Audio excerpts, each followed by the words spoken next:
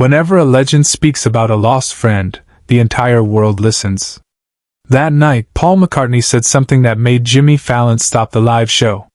The studio lights didn't dim by accident. The band didn't stop playing because of a technical issue. Jimmy Fallon didn't wipe his eyes because of allergies. What happened that evening on the Tonight Show stage became one of the most raw, unscripted moments in late-night television history. And it all began with a name no one expected to hear: John Lennon. Subscribe and leave a comment, because the most powerful part of this story is still ahead. The Tonight Show starring Jimmy Fallon had always been a place of laughter, music, and celebration. For over a decade, Jimmy had built his reputation on infectious energy, brilliant impressions, and an ability to make even the most reserved guests feel at home. His desk had hosted presidents, pop stars, Oscar winners, and comedy legends. But on this particular Tuesday night, something different was in the air. Paul McCartney was scheduled as the main guest. Not unusual, really. Sir Paul had appeared on the show multiple times over the years, always charming, always gracious, always willing to share a Beatles story or perform an acoustic number. The producers had planned a standard segment, some light banter about his latest project, maybe a game, definitely a musical performance. Simple. Safe. Tested. But no one in that studio, not the producers, not the audience, not even Jimmy himself, could have predicted what was about to unfold. The show opened as it always did. Energetic monologue, a couple of viral-ready bits, and then the announcement. "Ladies and gentlemen, please welcome the legendary Paul McCartney." The audience erupted. Paul walked out with that familiar smile, waving to the crowd, and took his seat on the couch next to Jimmy's desk. The first few minutes were exactly what everyone expected. They talked about Paul's recent album, laughed about a funny incident during a recording session, reminisced about a previous appearance on the show. Jimmy was in his element, relaxed, smiling, guiding the conversation with his trademark warmth. Then Paul mentioned something about songwriting. About how certain melodies stay with you forever. About how some songs are written in 5 minutes, and others take years to finish. Jimmy asked a follow-up question, something about collaboration, about writing with someone who understands your creative language. And that's when Paul's expression changed. It was subtle at first. A slight pause. A shift in his eyes. His hands, which had been animated and expressive, settled quietly on his lap. He looked down for just a moment, as if gathering something from deep within himself. When he looked back up at Jimmy, his voice was softer. "You know, Jimmy," Paul began, "there was only one person I ever truly wrote with in that way. Only one person who could finish my musical sentences before I even knew where they were going." Jimmy nodded, sensing the shift but not yet understanding its weight. "John," Paul said simply. "John Lennon." The studio didn't gasp. It didn't react with shock or surprise. It simply stopped. The air itself seemed to pause, as if the room collectively held its breath. Paul's voice carried a weight that went beyond nostalgia, beyond celebrity reminiscence. This was something else. Something raw. Jimmy's smile faded. Not out of discomfort, but out of respect. He could see it in Paul's eyes, something deeply personal surfacing in real time, live, unplanned. Jimmy stopped mid-sentence. He put down his cue cards. The entire studio froze. Paul continued, his voice steady but laden with emotion. "People asked me all the time, what was it like working with John? And I always give them an answer. A good answer, you know, something about the music, the chemistry, the magic of it all. But the truth, Jimmy, the real truth, is that I miss him every single day." There was no script for this. No teleprompter guiding the moment. No producer in Jimmy's earpiece telling him what to do next. This was happening live, raw, unfiltered, and completely human. Paul's eyes began to glisten. Not with theatrical tears, but with the kind of wetness that comes when a memory is so vivid, so powerful, that it breaks through decades of composure. "I dream about him sometimes," Paul said, his voice cracking just slightly. "I dream that we're back in the studio, just the two of us, working on a song. And in the dream, it feels so real, Jimmy. It feels like no time has passed at all. And then I wake up, and I remember, he's gone. Jimmy Fallon, the man who had laughed through thousands of interviews, who had danced with Hollywood's biggest stars, who had turned comedy into an art form, felt his own eyes begin to fill. He didn't try to hide it. He didn't make a joke to deflect. He simply sat there, present, listening, honoring the moment. The band, The Roots, who normally filled every pause with a musical cue or a drum roll, remained completely silent. The audience, usually quick to applaud or react, sat in stunned, respectful stillness.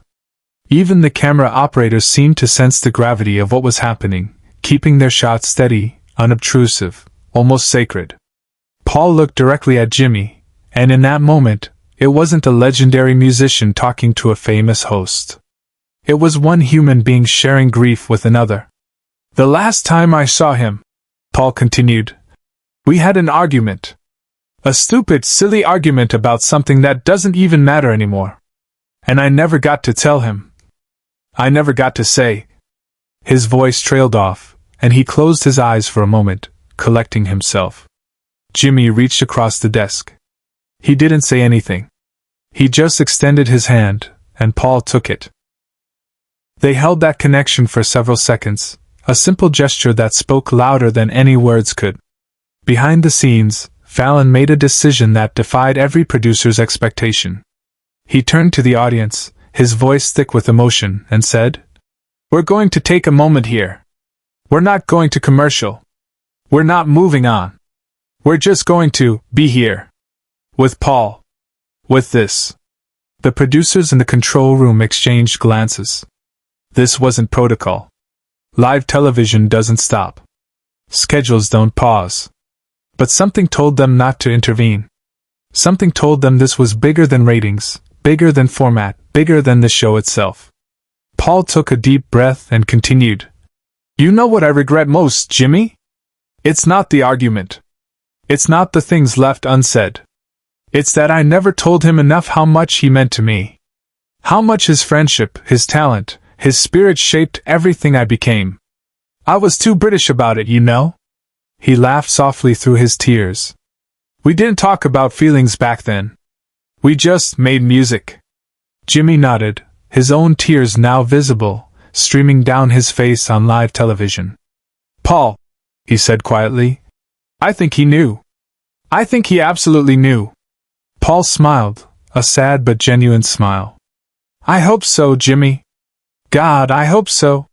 There was a long pause. Not an awkward silence, but a sacred one. The kind of silence that only exists when something true and profound has been shared.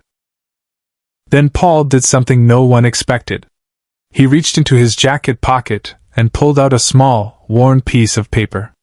It was folded, creased, clearly carried for a long time. "I keep this with me," Paul said, unfolding it carefully. "It's a note John wrote to me during the recording of Abbey Road. We were having creative differences, as we often did back then, and he slipped this under my hotel room door." He held it up, and the cameras zoomed in slightly. The handwriting was unmistakably John Lennon's, scrawled and informal. Paul read it aloud, his voice trembling. "Macca, you stubborn git. Fine, we'll do it your way. But only because you're usually right. See you at the studio. Don't be late. Love, John." The word love hung in the air like a hymn. Paul folded the note back carefully and returned it to his pocket. "That's all I have left of him now. Little pieces. Little moments. But they mean everything." Jimmy wiped his face with the back of his hand, not caring about the cameras, not caring about appearances. "Thank you for sharing that, Paul. Truly. But this is the moment no one in the studio, and no one watching at home, ever saw coming." Paul McCartney stood up. Not to leave, but to do something entirely unplanned. He walked over to the piano that sat on the side of the stage, a fixture of the Tonight Show set. He sat down at the keys, his hands resting gently on them. "Jimmy," he said, looking back at the host, "would you mind if I played something?" Not from the set list. Not something rehearsed. Just something for John. Jimmy, still visibly emotional, nodded immediately. Please. Of course. The studio remained silent as Paul's fingers found the keys.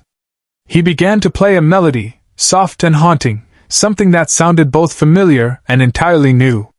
It wasn't a Beatles song. It wasn't a solo hit. It was something personal, something that seemed to exist only in that moment.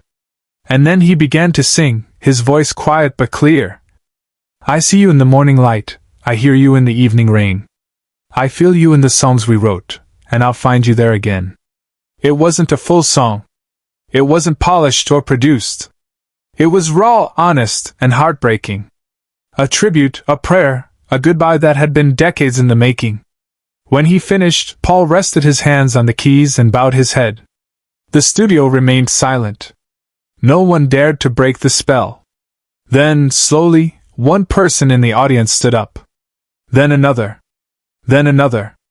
Within seconds, the entire studio was on its feet, not applauding, not cheering, just standing in respect, in solidarity, in shared grief and love. Jimmy Fallon stood as well, tears streaming freely now.